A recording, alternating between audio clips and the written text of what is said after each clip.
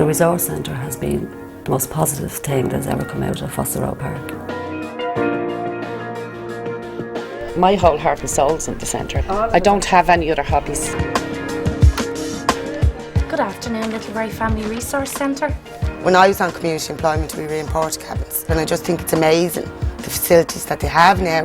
I think the community is the centre, and there's so many people who have come up through the ranks that are now in full-time employment. I suppose the support I got here, that they build your confidence and your self-confidence up. This job has taken me from down there up to there.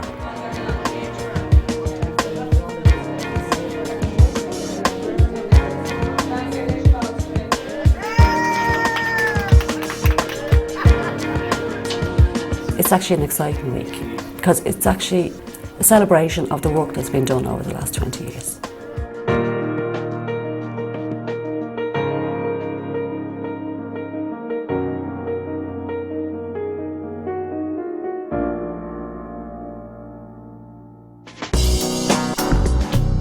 Us as a resource centre down through the years saw the need for things like, back years ago we used to have credit union, and then baby clinic nurse, like healthcare for children. And there is no resident doctor in Little Bray. There's no post office. There's no bank.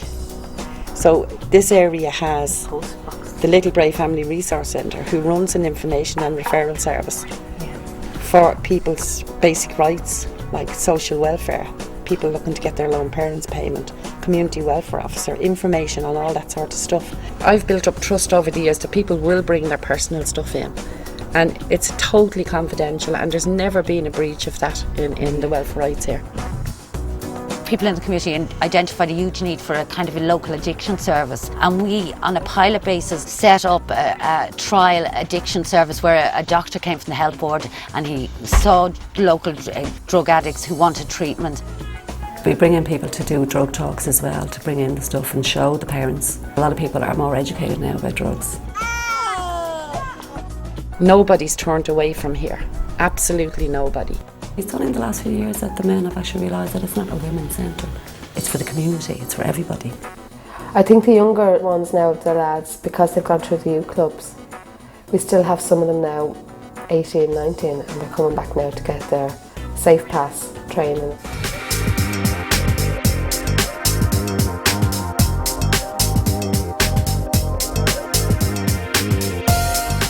There's much more emphasis on education and training now than there was. There was there, but it was tend to be very much about basic skills, nearly survival skills. We're always going to have, like Kathy has a class on a Monday night, of people that have been here for, I think, the last 13 years, maybe 14 years. Elderly people that come over just to knit and sew and whatever they want to do. But you'll also get people that want to do the VTAC course and get accreditation for it. I mean, that was part of the thing that the centre would have been involved in as well, was with AINTOS and other organisations trying to get community education recognised and accredited, and that's where VTAC has come in. It was about 2001. We had an awful lot of youth workers working here at the time and an awful lot of clubs running at the time. So then we decided, well, we're a resource centre, we're actually doing a lot of courses, why not try getting accredited? The VTAC Level 2 course that I'd done 2 years ago, when that first came out, I was asked to do the course. And I said, no, I wouldn't be able to do this, I'm not educated enough to do this. My CE manager told me, you're well capable of doing the course, have a go at it. I think there was about 9 of us started to do the course, and 6 of us completed the course. As I say, I left school early, and this is what I done in this centre. VTAC Level 2 course, Youth Studies. And if you look what it says there, youth experience, distinction. How would I get that? I have 7 children of my own. I started coming here when I was 12 years of age. I started in the youth clubs with my friends. I think I was in the youth clubs till I was about 16. Then I started working and came back then to the centre when I was about 18 and started on CE for 3 years, and then I was working voluntary in the centre, and while I was doing voluntary work I was doing my youth studies course. Life skills classes, I did them, and we did drama, we did loads of stuff. The summer project was a big thing for us during the summer. Loved the holidays. We've been looking forward to it for months, you know. Something to look forward to, something to do. There was no full-time youth worker at the time when we were growing up. It was always CE kind of workers or voluntary workers. But now like they have 3 paid workers in the centre. Like, and it takes a good 2 to 3 years just to gain a relationship with children anyway. There's a lot of that type of thing in youth work, I think, that's better done outside the school as well, you know, and it's done among their peers, and they're, you know, kids are comfortable then talking, and they build up relationships with youth workers that they can't really build up with teachers. I knew a lot of the kids around here, 12, 13, 14-year-old kids, and they said, is there anything you can be doing for us? So we went around and we asked, what would you like to do? And they said, we'd like somewhere to go at night time. This is how the drop-in started. We run different kind of clubs for the youth from the age of 7 to 18 years of age. We have a life skills group, it'd be for boys and girls. I didn't do this on my own. We had a team of youth workers. We also have the volunteers, which is very important to it. We need some more of the parents to get involved with it, so they can understand what's actually going on in the community. Most of them do know what's going on, but it's to try and get them together, see themselves the way kids are improving. You get something to eat, play games, play the PlayStation, play football, get hot dogs. If the centre wasn't here, it wouldn't be fun. You're just going around doing nothing, bored, and that's it.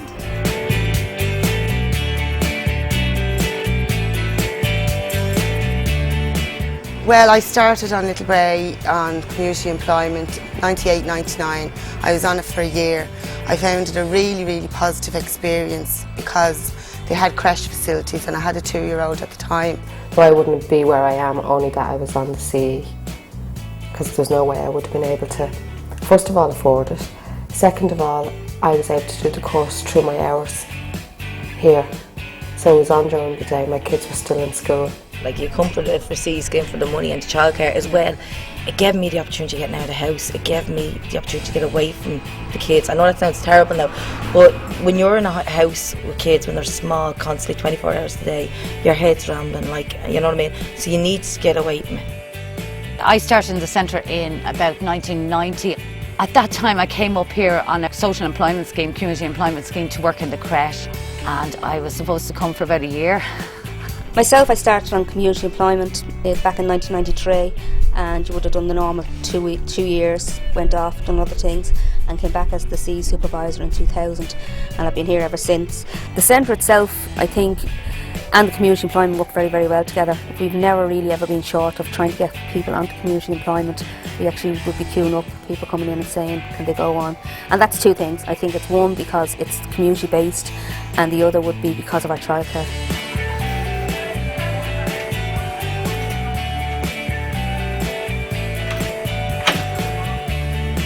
Without the creche, people just wouldn't be able to walk, or they wouldn't be able to do courses. Anyone that's using the centre will use the creche if they have kids. It's drop-in. We also have the staff kids, which will come in here, and we also have some of the children from the Women's Traveller Network. Without that, they wouldn't be able to do it. If the creche wasn't here, I wouldn't have got into the centre. I don't think half of us here would be able to walk. We would have an awful lot of young teenage mums. We're here to help them and support them and try and get them back into education. To break the cycle for the younger kids that are coming up, their kids. What are you going to do? The health nurse comes up twice a month and does development tests here and checks the babies out from the time they come home from hospital. The parents feel safe that they know there's someone actually qualified. They're not just shoving them into this room and close the door and leave them, and God knows who's minding you. But we all are qualified, and if not, we're getting them training, and we also have the Eastern Health Board popping in and out to do their checks.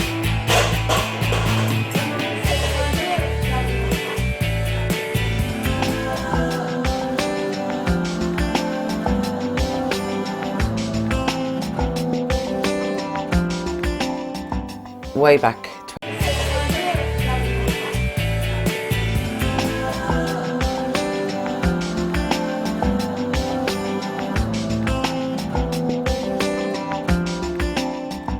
Way back 20 years ago, I I was pregnant on my second child at the time, and I took part in a personal development type course through the play school that my eldest daughter was in, which was St. Joseph's Preschool.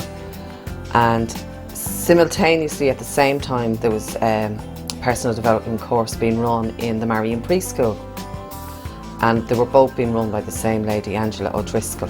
And it was from that the women that took part in that decided there was a need for some place like the centre. There was really nothing up here when the centre started in Bray. There was nothing for the community. There was nowhere, no creche, no facilities to bring a child in to go have a cup of coffee or anything like that, to meet people. Fassaroe 20 years ago, there was a big flat complex that was supposed to be like absolutely brilliant. It was designed by this German architect and it was really state of the art, but it wasn't. I actually lived in the flats and I got to come out my front door one morning and I actually seen a nun pushing a gas bottle up and on the ramp. And I couldn't help but go down and ask what was, did she need a hand or what was the story? So she said that she was bringing it into a flat that a lot of women had got together. So I gave her a hand. And from there I actually got involved, went in, painting, cleaning up the place. They survived on £5,000 for first year or so. So the centre was totally dependent on volunteers to come over and paint the flat, to organise rooms, to be on the management committee, to be in the creche on a voluntary basis. Everything was dependent on people giving up their time. We turned one of the bedrooms into a creche and two of the bedrooms were offices. The exterior was terrible, like a real tenement sort of building. But inside then it was lovely, it was really cheerful, it was a great atmosphere in the place. We started out with coffee mornings, just women meeting together for coffee mornings. You were among people that you knew and you started talking about your problems and everybody else was the same. And it was just great, encouragement then and everybody supporting each other.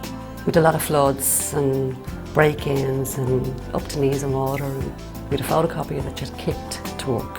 The management committee then were very much involved. There was a very small CE scheme to do the day-to-day work, We had to write the constitution and, we were coming across things that none of us had ever heard of before. We didn't have a clue. But there was an awful lot of learning went on. There was a lot of knocking on doors and putting out leaflets to ask people what they'd like to see happen in the centre. So at the very beginning, a lot of the emphasis was on women's personal development. There was a few courses started up, mainly knitting, sewing, that kind of thing. That's all people wanted at the time. Back those years, there was people saying, no, I don't want to do this anymore. It's too much work, which it was. It was actually a 7-day week job because you just had to keep at it, and only for the core people actually stayed at it. I don't think it would have been here today.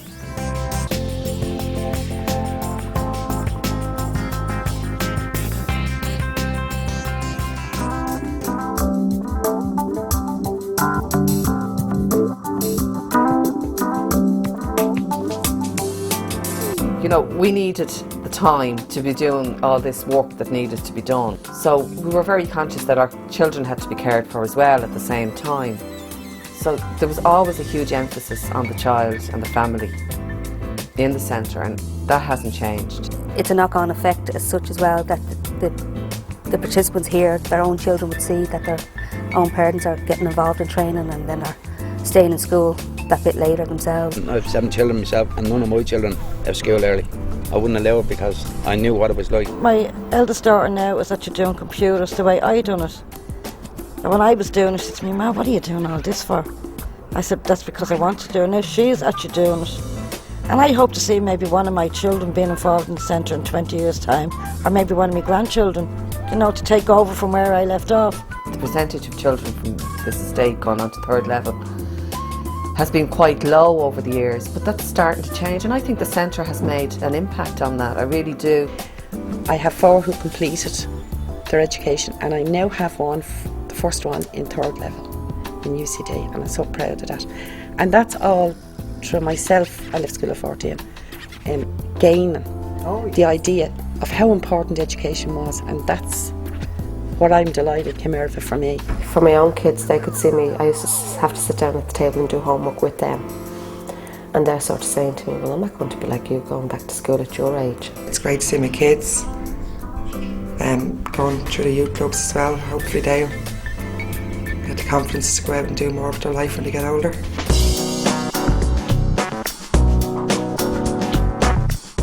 I think the community is the centre, and there's so many people who have come up through the ranks or whatever that are now in full-time employment. What we feel one of the big successes of the centre is the fact that it has grown organically. It is very much about, I suppose, local people deciding what the gaps are and also what the needs of the area are. And what we try to do is provide programmes and activities to fill those gaps. I remember the day that Niamh started in the creche. I think I was here that day, when she started as a creche worker. And I watched her over the years just grow and develop and get loads of encouragement, and to go and then have the courage to apply for the manager's job and to get it. What you get from the people who'll be elected to a management committee is commitment.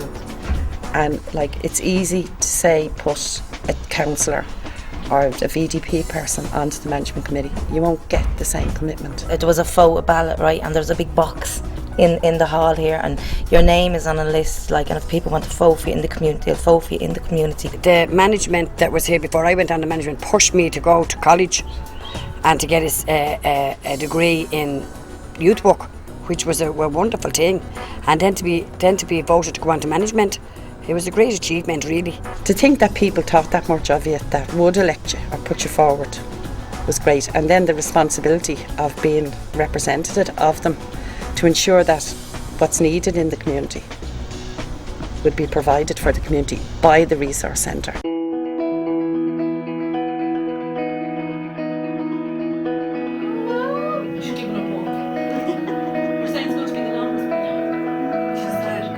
The sense of friendship here is just brilliant.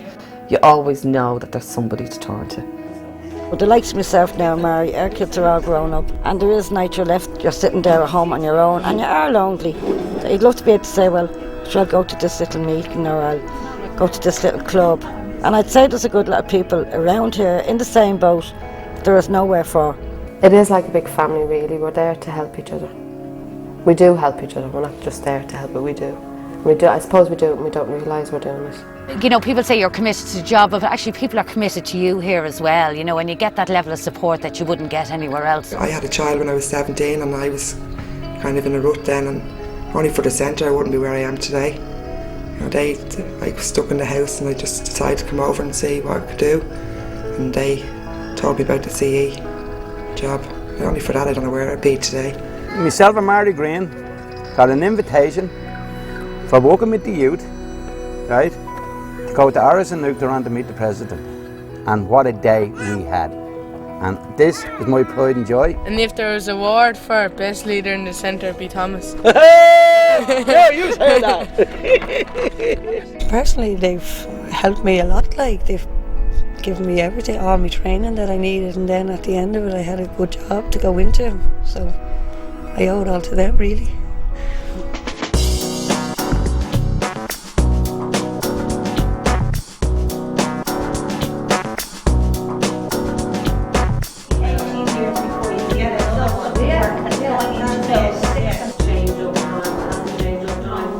This centre and the community centre across the way took a lot of time to take cameras and go out and take photographs around the estate. One of the themes anyway that seemed to come out of it was that where people felt they had control over something, they actually did in most cases, or in a lot of cases, take control. And where they had no control, where perhaps it was a large and unmanaged space, then it didn't appear to be well managed at all. They took a picture of the field. That's what the kids had to play football on, like, you know, it's all mugged up and every glass and everything all over. Like, up here it's a perfect football pitch, and there's so many kids playing on it. But as I find out with that, like other teams from... You have to have a walk on the whole the seniors have to go in a long line straight in the field to make sure that there's no bottles or anything left.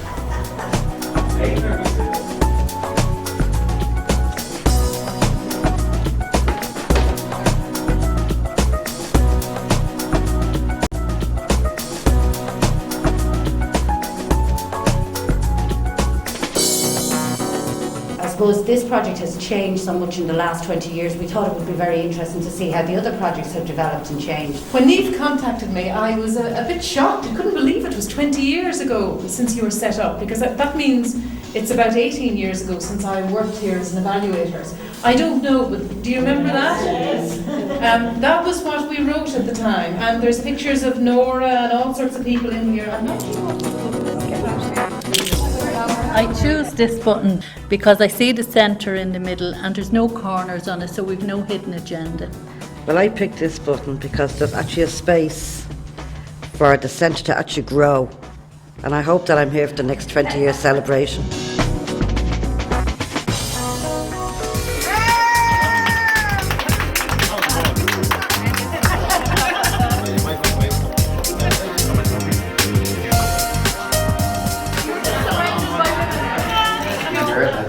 Thank you all, first of all, for inviting me out to what is a very special day, a very special week. And is your area here? This is our area here, yes. Right. That was actually only, was it 6 months ago that playground was built? We felt it was really important that it wasn't just about a day and it wasn't about the 20 years centre, but it was something about putting a positive image back on the estate.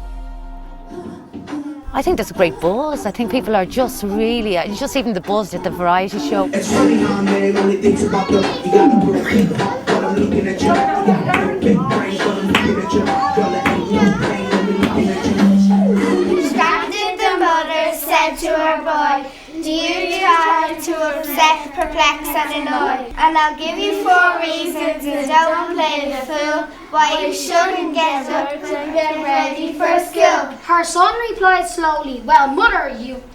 Oops. I believe that your heart will go on and on.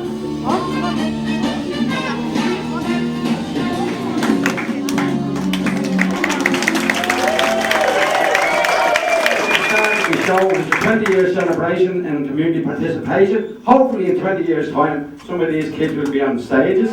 Shannon Doyle, Nicola Doyle, Eva O'Carroll, and Caitlin Berry.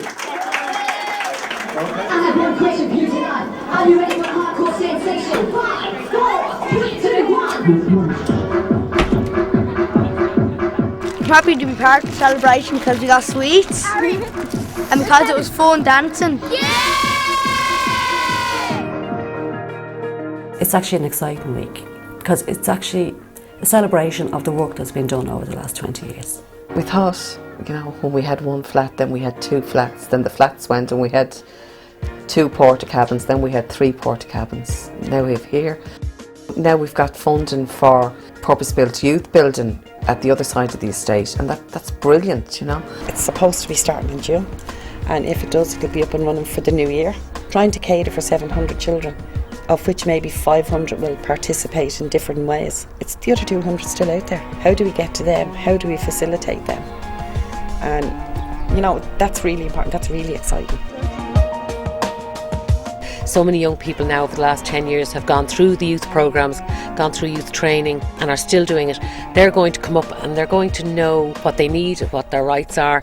They're going to know how to voice that, and I think they'll probably be the ones who'll be able to take it forward and be very active and very vocal. And hopefully I'll see an awful lot of the young faces that will be involved and will take over the resource centre, because I always want to see it as a community run centre for the community rather than agencies taking over. I suppose when we were growing up, it got to the stage that if you mentioned Fassaroe, you wouldn't get a job or anything like that, and I want that change for my kids.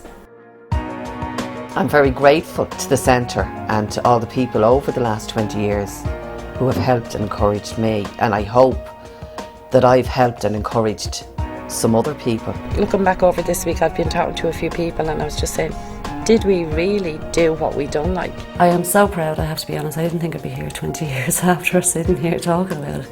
But yeah, I'm proud of everybody that's been involved.